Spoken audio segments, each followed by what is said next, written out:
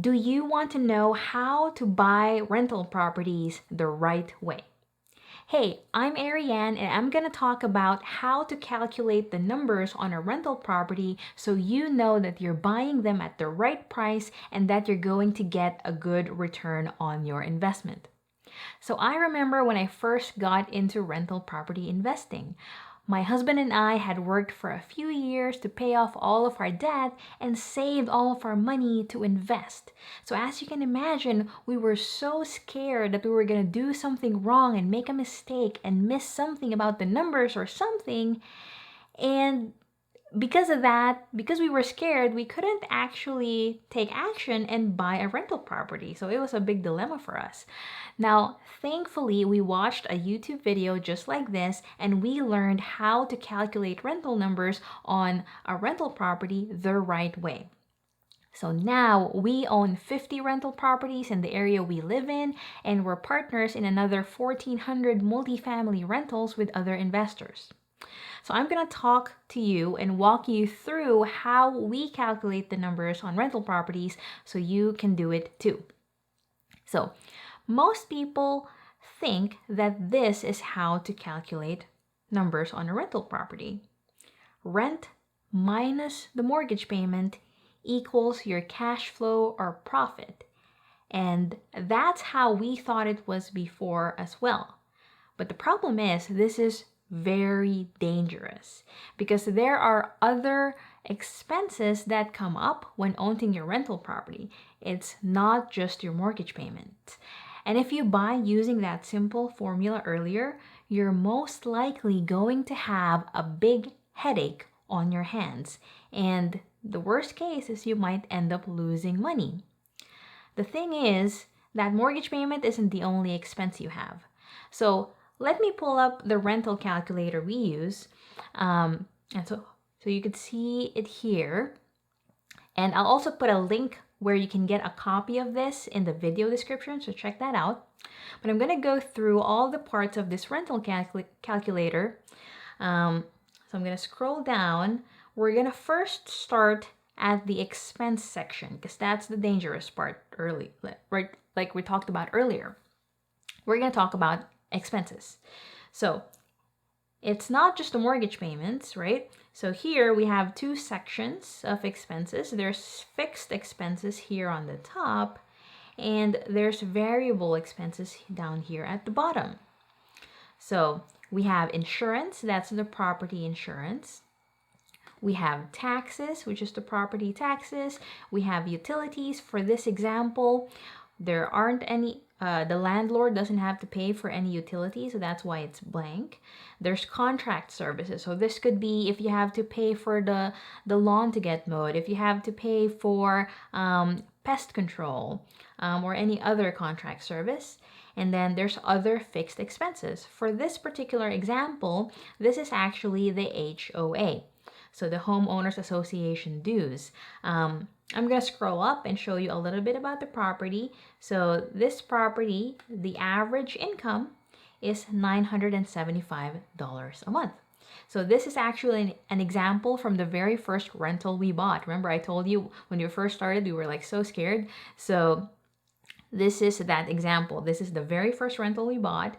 We bought it for $55,000. We actually didn't put a loan on it, but I put a loan on here because most people are going to want to use a loan. So anyway, so that's that. So $975 a month in rent, and we're going to go back to the monthly expenses. So the fixed expenses was $225. And then we also have variable expenses. And we put percentages here because typically this varies based on what you're paying in rent, right? So vacancy is set at 8.3%. That gives us about a month's worth of vacancy. And then CapEx is our capital expenditures. This is the fund that we put money into to save up for the big ticket items like the roof, the AC, any windows, siding, things like that. So those are capital expenditures, and typically we put 5% in that budget. And then we also have maintenance. So these are repairs and maintenance. Oh, and we actually have a typo there. Maintenance. There you go. Maintenance. So this is if you need to fix the plumbing, or maybe the AC needs repairs or servicing. So that's what the maintenance is for. And then we also have property management. So this is something that people do wrong all the time, right? They'll buy a property and they won't put in a budget for property management because they say that, hey, I'm just gonna manage the property myself. Well, the problem with that is you really just bought a job for yourself. So if all of your income is coming from you not having to pay a property manager, well, it's not really passive income, is it? It's not a passive income investment. You really just bought a job. You bought a property management job for yourself. So even if you plan on managing the property yourself just because it's convenient or because you want to learn, you still want to budget for the property management expense. And if you are the manager, then just pay it to yourself. And what that allows you to do is, when it does come time when you don't want to manage it anymore, it's already baked into your numbers. You already are paying a property management fee, and it's just easy. It'll be easy to transition that to someone else. And there's also room for other variable expenses here. Now, these numbers are just for this specific example, right? So these numbers are going to change based on where you're at, what your market is. I recommend that once you actually pick your market, you interview some property management companies and you come to them and you ask them for a budget for what they think you're going to spend operating a property. Because when you work with a property management company, they're going to have hundreds, if not thousands of units. And between those hundreds and thousands, they are going to have a good idea of what your typical asset class, right? Like if you have a townhouse or a house, they're going to know how much those expenses typically are because they have a lot of data to compare it to. So that's what I recommend. And then now you can see here, this is the total of all of our expenses. $520 is our total monthly operating expenses. Now, if we deduct that from our monthly income, which is $975 here on the top, we end up with our net operating income, which is $454 a month, or $5,400 a year, and that gives us a cap rate of 7.78, our implied cap rate. There's notes here to read definitions if you want to later when you get a copy of that calculator. Now, if you bought the property with cash, then your cash flow would be exactly this, what the net operating income is. But most of us will want to put debt on the property. And so this calculates that debt service as well. And then we get our actual cash flow number, which is the net operating income minus the debt service. And that's $231 a month for this example, or $2,700 a month, which gives us a 10% cash on cash return. So most people, when they're buying rental properties, they want to at least get a 10% cash on cash return. So in this case, this is a good example for that. But this is one way you can use this calculator, right? Like you can put all these numbers in and then tweak your purchase price to come up with what you actually want to pay, right? Like, so let's just tweak these numbers, right? Maybe the rent was actually only $900 a month, and now our cash on cash return is only 8.23%. But maybe you're saying that I have to get at least a 10% cash on cash return, otherwise I don't want to invest in anything. So what you can do is you can change the purchase price up here. So let's see, if we put in $50,000 as a purchase price, will that get us to 10% close? So we'll change it to like 48,000. And if you scroll down, okay, that gets us to 10.14%. So if you're in the process of buying a property, you're trying to figure out what you can pay to get a 10% cash on cash return, then that's one way you can use this calculator. So you can just tweak the numbers and see when you hit that 10% cash on cash return, or whatever cash on cash return it is that you're shooting for.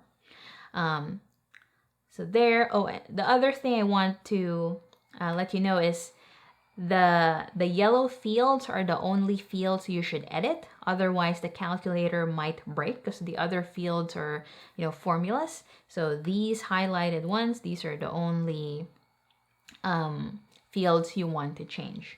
Okay, so what else? So here at on the top side of the calculator, these are just the entries you put in. So this is the purchase price, your down payment percentage, loan amortization, right? Some people like doing 15-year loans versus 30-year loans. What your interest rate is. Right now, it's actually less than 4.5%. This is just back when we bought this first rental property. You also have your closing costs. Right now, this is defaulting to 2% of the purchase price, but you can change that if you want. In Florida, usually that's pretty accurate. And then these are the renovation costs. So the renovation costs are what it would take to repair or improve the property to get it to a point where I can rent it for the rent that I'm targeting. So for this example, let's put it back to $975, right? So that really just depends. Like some people might not want to put in might not want to improve the flooring or improve the cabinets, but typically we'll paint the place, we'll put in new flooring, paint the cabinets if they're in good shape, or replace the cabinets if they're not in good shape, and then put in a new laminate countertop. And that's typically what gets us the top rent for our market, but your market could be different. So your renovation cost for the same size of townhouse might be different than mine. So just make sure you think of that. And then also we have this BUR Potential here on the upper right side of the calculator. If you haven't watched my BUR video of how to turn $25,000 into $1 million, check out that video here. I'll put it in the description below as well. But this side of the calculator is something I use to see if something is a good BUR property potential. So the way you do that is you put in the after repair value. The after repair value is what the property would be worth after the renovation. So in this case, it's $100,000. And then what we can refinance for out of once we finish the renovation. So typically for us, it's 75% loan to value. So the bank is going to lend us 75% of the after repair value once we fix it up. We usually go for 30-year amortization, and then the interest rate was 4.5%. And now it tells us what we could get, right? So here it says the new loan amount is going to be $75,000. The approximate refinance proceeds, what we get out of the property, is $36,600. And the cash flow after the refinance will be $74 a month. And so we actually get our money back, right? So this parentheses means that it's negative, meaning that we actually get an extra $12,000 out of the property, $12,000 more than what we put in, and that's why it says that our cash on cash return is infinite, because we actually got more money than we put in. And so even though that $75, $74 a month seems small, it's actually an infinite cash on cash return because we got even more money out of the property. And that's kind of the premise of the BUR strategy, right? You pull money out of the property so you have an infinite cash on cash return, and then you can keep redeploying that capital over and over to buy more and more rental properties and get more and more cash flow, and you can grow your cash flow, your net worth, and your rental portfolio all at the same time. So check out that video. So that's pretty much it for the calculator. So now you know that this is a good place to start. So remember, if you want a copy of this calculator, check out the description below to get the link to get your copy. And don't forget to check out the other videos on my channel on real estate investing and getting financial freedom. There's that BUR strategy video on how to turn 25K into $1 million. And then also there's my story on how we went from $50,000 in debt to retiring early at 27. So check out those videos and don't forget to subscribe to my channel so you can see new videos I make as soon as I post them. Alright guys, thank you so much for staying with me to the end of the video. You've been awesome. And remember, you can do anything you set your mind to. I'll see you next time.